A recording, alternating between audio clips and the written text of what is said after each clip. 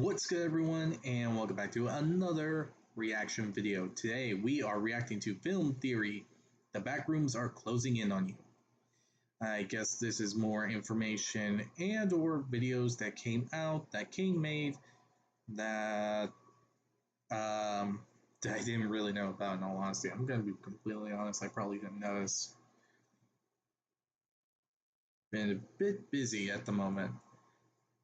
But from my guess on this situation that's happening, this is the case that's happening. Maybe, probably. Meh. Anyway, main point here. I'm believing this is going to talk about either some more videos that came out with for the Backrooms and or the film that's coming up in May. So yeah. Anyway, hope you all enjoy this video. Nevertheless, like, comment, subscribe, hit the notification button, be notified immediately when your video comes out. And on that, the link to this video is going to be down in the description down below, so be sure to give Film Theory some love and support for the video that they made. And if there's any videos you'd like to recommend that I should react to, put it down in the comment section down below, and I'll react to it as soon as possible. Now with this all said and done, let's get into this reaction video, shall we? Let's see what this video means by the Backrooms are closing in on you. The Backrooms just got even more terrifying. The first real trailer for the Backrooms movie has finally dropped, and it gives us our first real look at just how scary this world can be beyond the found footage. And let me just say, it's gonna melt your brain. Hello, Internet! Welcome to Film Theory, the show that found a portal to the subscribe button in our basement. Here, check it out. It's pretty cool, right? Why don't you go ahead and click it and help us find our way back out, because I don't actually know how to get out of here. So at this point, you probably know what the Backrooms is. There's a mysterious alternate dimension or something full of yellow hallways and bacteria monsters that people seem to keep slipping into, or no-clipping into, from the real world. And if you find yourself in there, you're probably never getting out. And what started out as a creepypasta meme eventually became a top-tier YouTube horror web series, which itself has now become a feature film about to release in just a month and a half. Man, between this and Iron Lung, we fans of YouTube are just eating good this year. It's only been a few weeks since we got the first teaser trailer for the Backrooms movie from Kane Pixels and A24, but we already have another trailer. This one's showing us way more about the movie. Might have to see it after this, in all honesty.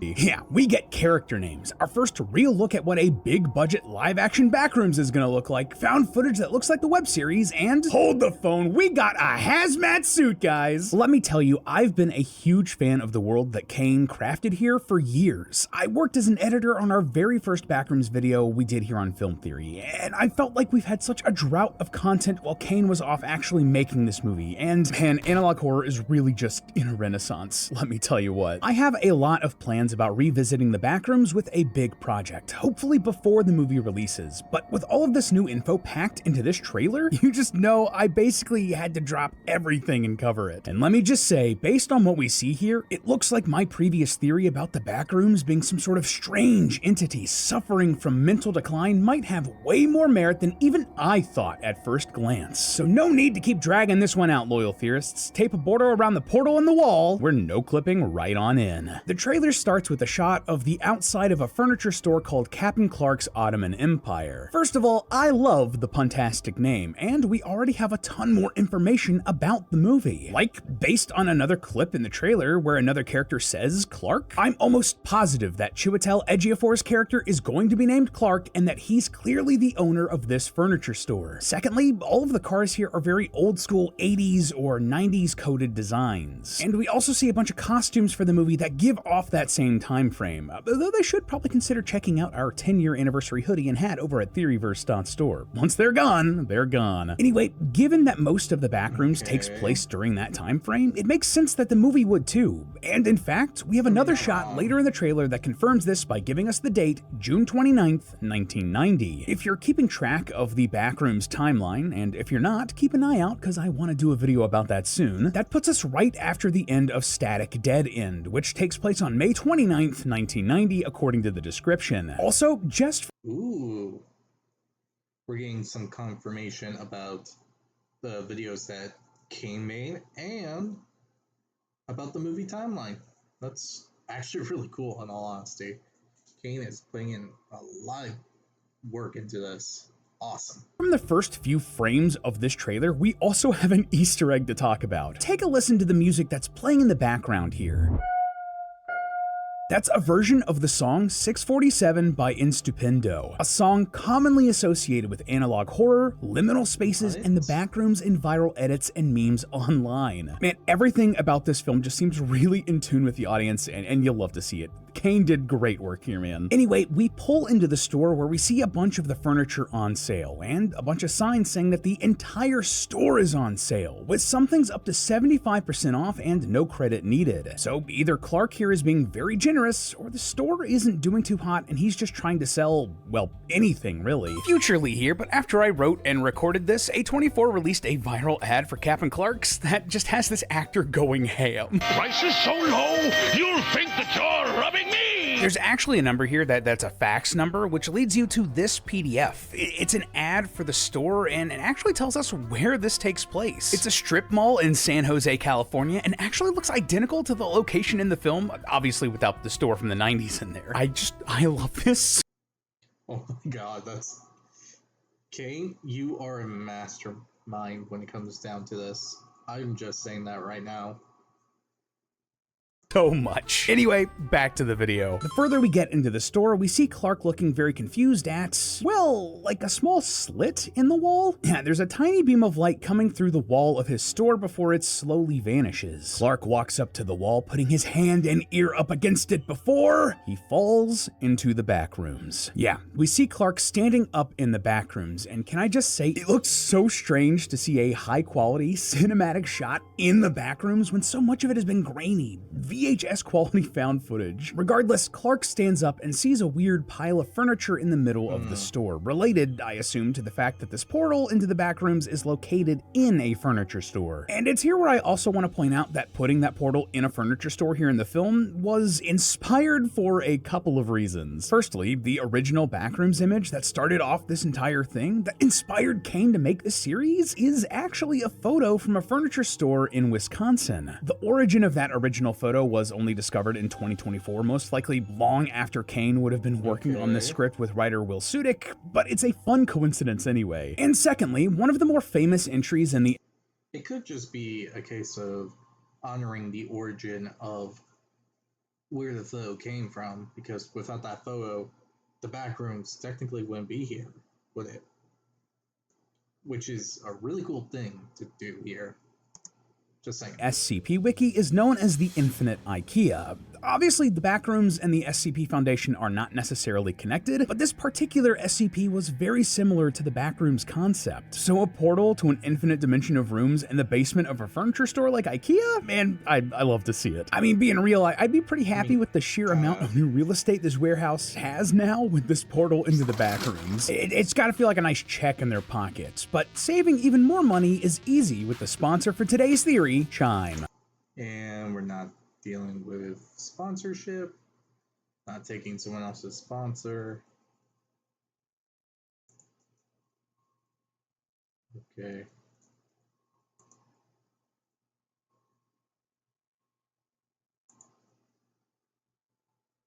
Okay, we're good. Bit before looking down a long hallway, only to see the silhouette of a person. Not gonna lie, I kinda jumped here. Is that a monster? Someone else trapped down here in the Backrooms? Well, neither, actually. If you notice, it doesn't move.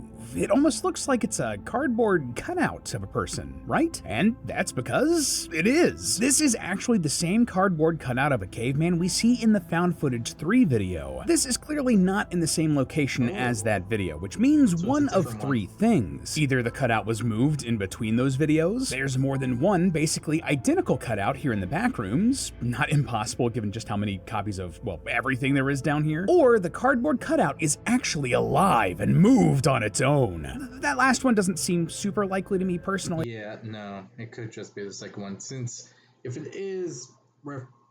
Backrooms is supposed to represent the whole case of copy and paste, it would make more sense that there's just more than one. I'd probably go with the idea that there are multiple cutouts. We also hear some strange voices here in the background. But we will get back to that, I promise. For now, over top all of this, we've also been getting a voiceover from Clark, similar to what we heard in the first teaser. I found something in the store. After a few more shots of Clark wandering around, seeing the strange and weird geometry of the Backrooms, and coming across out-of-place objects like a stop sign, we see and hear the woman played by Renata Reinsova say, I'm not saying I don't believe you. The two are in an office setting with what looks like diplomas on the wall. It looks like our speculation that Reinsova is playing Clark's therapist in the last video was correct. Oh, and we also get Reinsova's character name in a brief blink and you miss it moment. Yeah, right after this, for one frame in the VHS static, you can see what looks like an old advertisement for a self-help book called The Window Within with Reinsova's face on it, written by Dr. Mary Klein. So there you go, we have our main character names now, Clark and Mary. Oh, and a couple more thoughts about this book. Firstly, I adore that they're using classic analog horror techniques even in this big budget film. Like, I did not have going frame by frame looking for lore on my bingo card for the trailers for this movie, but I'm happy to be wrong. Secondly, the name of this book, The Window Within, and talking about breaking through the pane of glass is how I assume that's going to end, is also very thematic and on brand for the Backrooms, right? Especially if our current thought process about the Backrooms being some sort of strange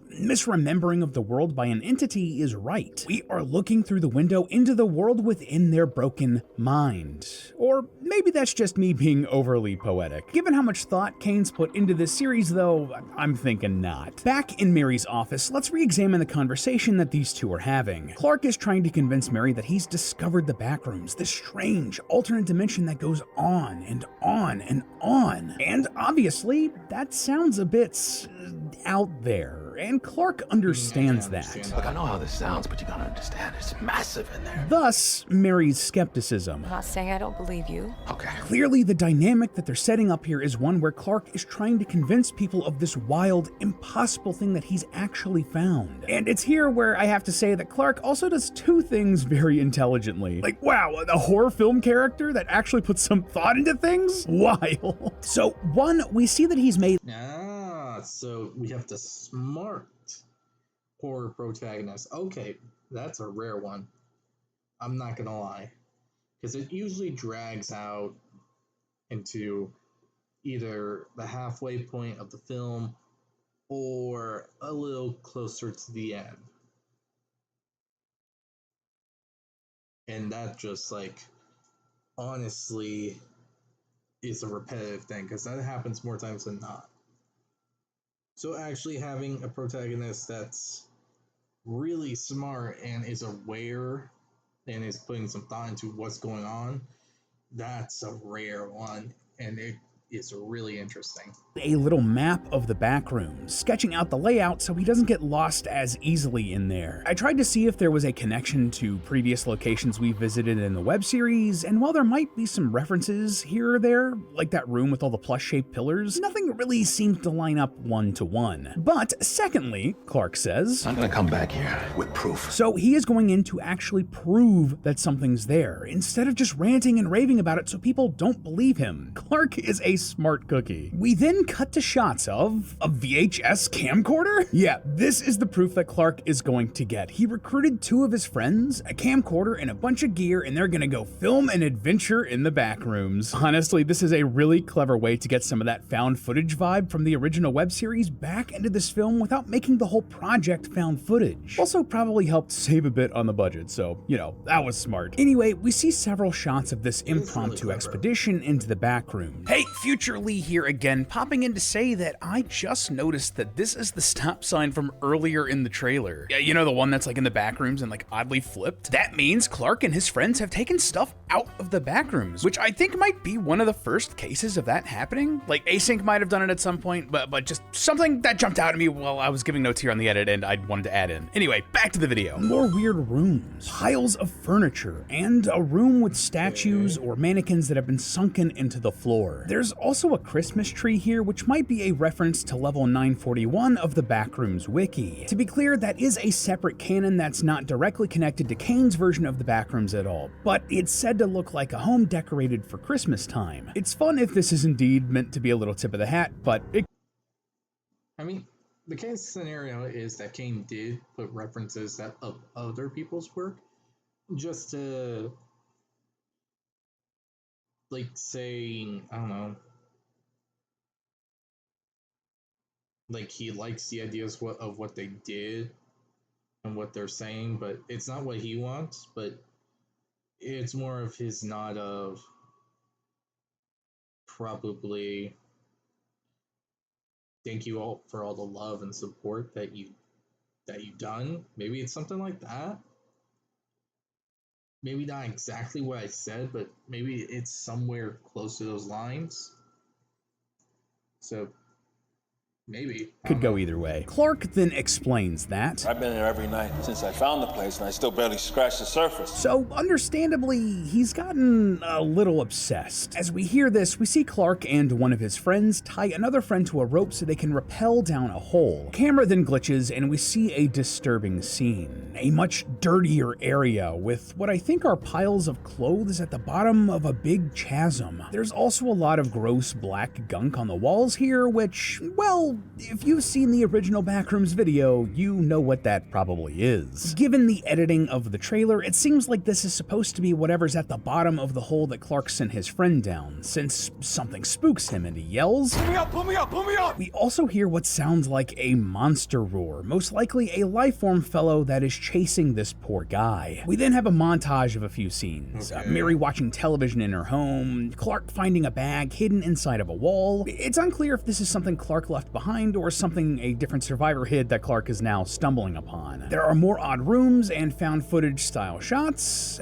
and one of them actually has like wheels that you'd find at the helm of a ship, maybe referencing Captain Clark's store from the beginning of the trailer. There's also a shot of Clark trying to get back through the wall and out of the back rooms. I assume that this is from the sequence where he first finds it and is trying to figure out what's happened and get back out. And finally, another VHS found footage clip of someone running in an area that's an exact recreation of the original Backrooms image. First of all, love the little Easter egg, and secondly, this is actually the second time that Kane has done something like this. In Found Footage 3, the POV character briefly looks at a wall that is identical to that original image. At first, I wondered if this was like literally the same area and they were connecting the web series and the film. But at closer inspection, they're similar but different. There's no chair or like mini bar slash wall in the film, but it's still neat and I love that they did this. Clark also finds a camera linked to something behind a sealed door, and we also get a shot from the camera's point of view in what looks like a control room of some sort. Where is this? Well, if I had to guess, it's Async headquarters. Yeah, right after this, we also get a shot of 3 hazmat guys in the Backrooms. Async's back on the menu, boys. It's unclear how much they're gonna be involved with this story, but it's so cool that they're actually in the movie, especially since it seems like Clark and Mary don't have any connection to them. We get to expand this world without completely leaving this huge part of Kane's lore behind. Now, what's actually happening in this shot is also interesting. There seems to be an alarm blaring. One of the hazmat guys is stumbling backwards and is caught by another one who's also wearing green for some reason. No no idea what that could signify. Like, maybe it's a different rank or department of async,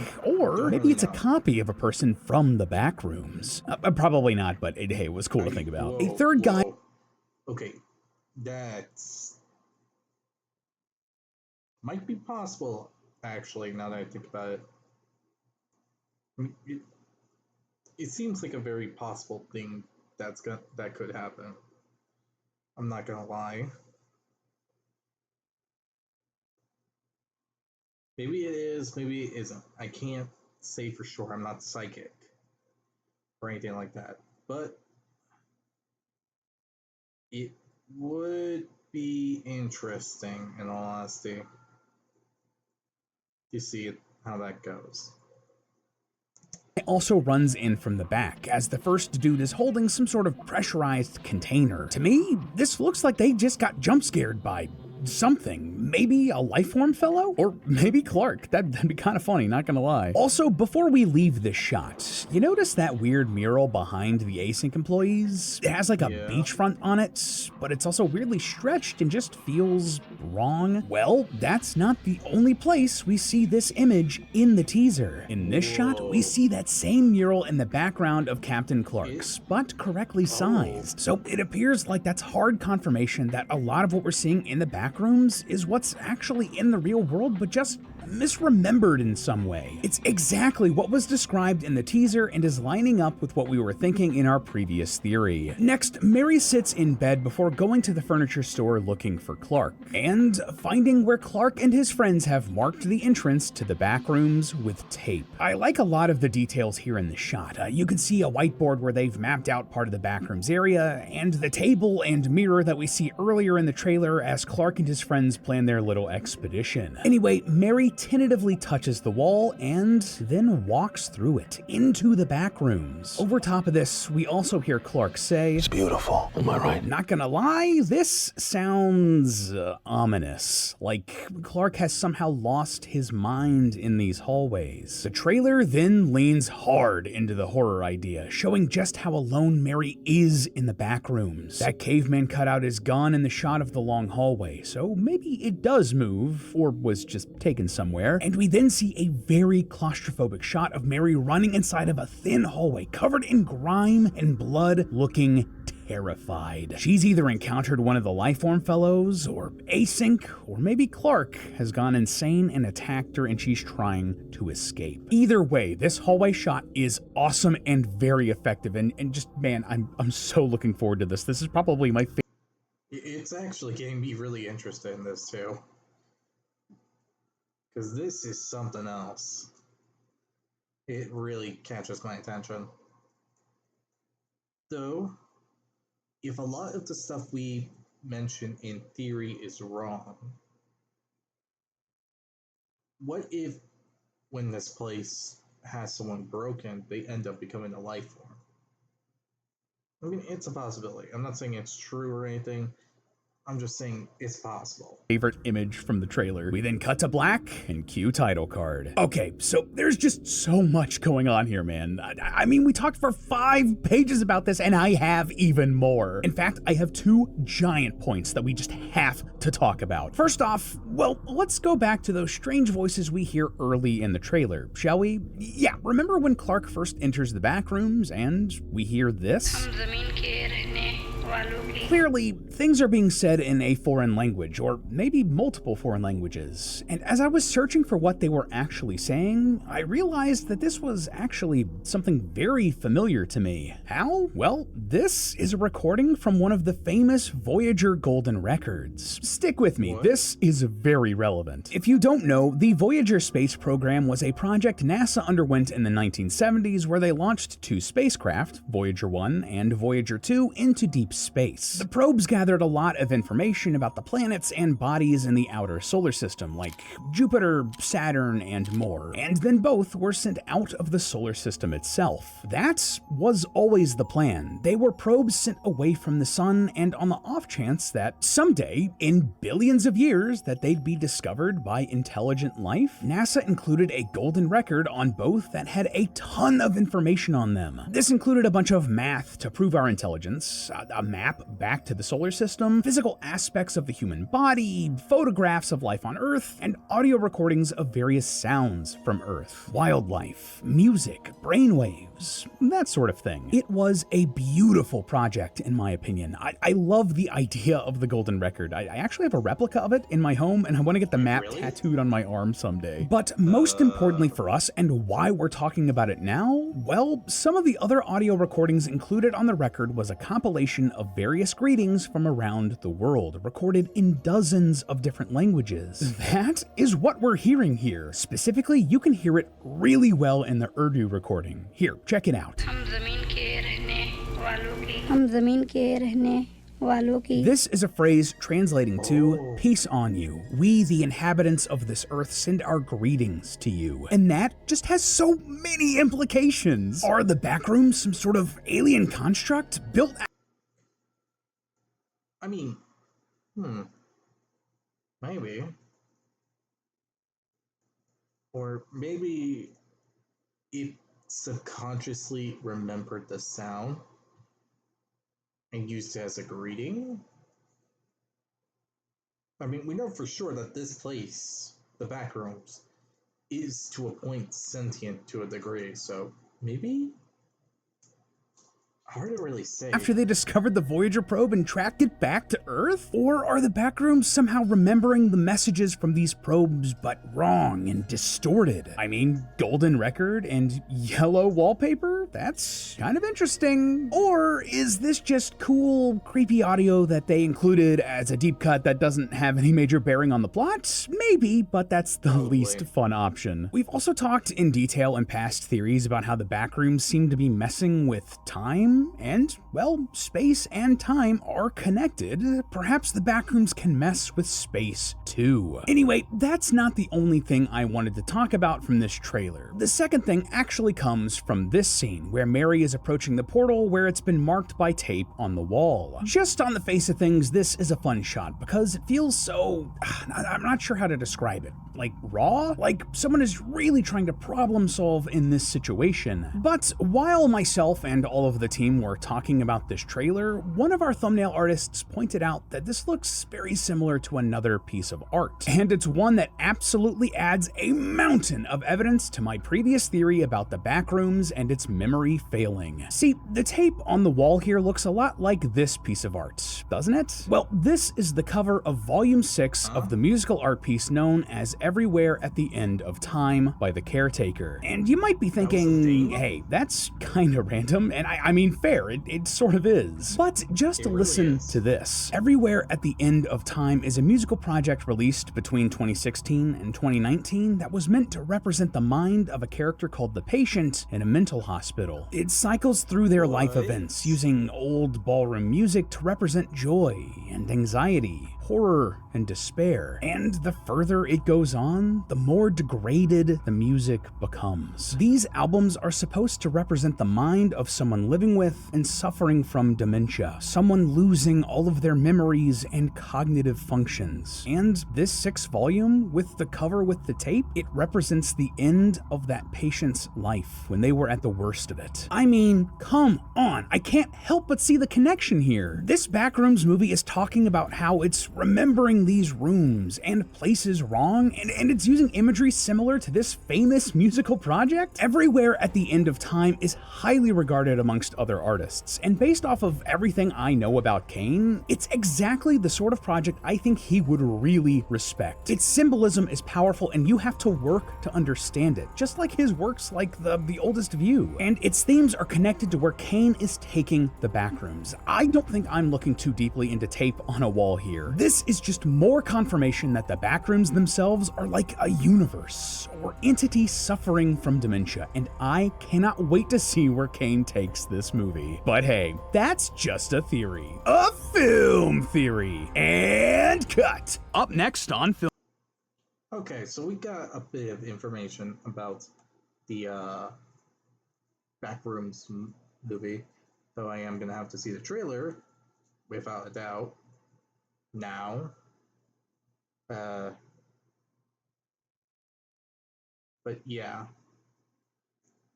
we're gonna get into that soon. So anyway, with this said, so we got an idea what the trailer, we got an idea what the movie is, thanks to a trailer. We got some interesting parts. We got the case that someone's probably gonna go insane. Things are gonna get crazy. We got the hazmat suit people.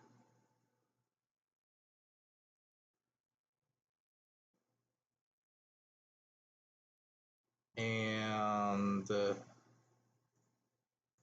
yeah, I don't know really what else to say.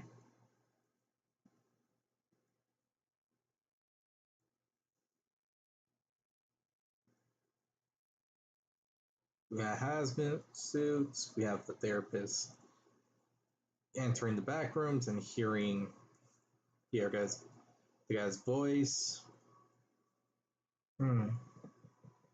Not much else to really say. Though I can come up with a few theories on certain stuff. Probably. Because this is definitely showing that this the theory no what's the best way to put it? The story given here is a lot more complicated than we think. And that the memory thing is going to be a major factor. And it's making me wonder if someone is in the back rooms for long, extended periods of time, then it will essentially affect the mind to the point that everyone will, I don't know, become like that bacteria monster. I mean, it's a possibility. I'm not gonna say I know for sure, but it does seem like a possibility that it might be the case here. Because it just gives off that vibe a bit. And that does seem like the worst case scenario when thinking about what could happen.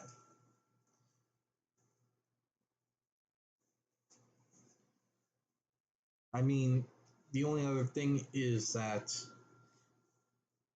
something happened and time travel was a factor.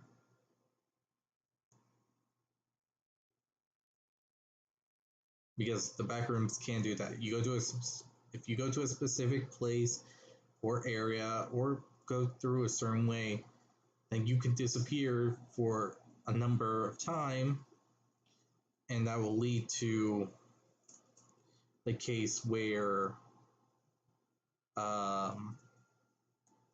you're like placed into the future and all that.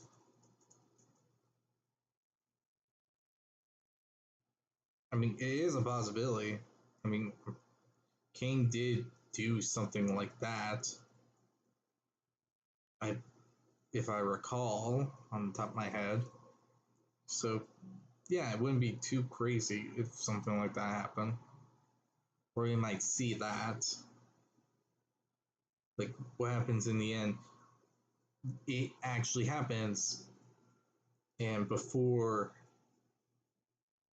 something could happen, it leads to an execution. I could be wrong. I could be completely wrong and all that. I'm just bringing up the point that it could be possible. That's it. So yeah, this all said, hope you all enjoyed this video. Like, comment, subscribe. Hit the notification button to be notified immediately when your video comes out. And other than that, I'll be sure to see you all in the next one. Bye everyone.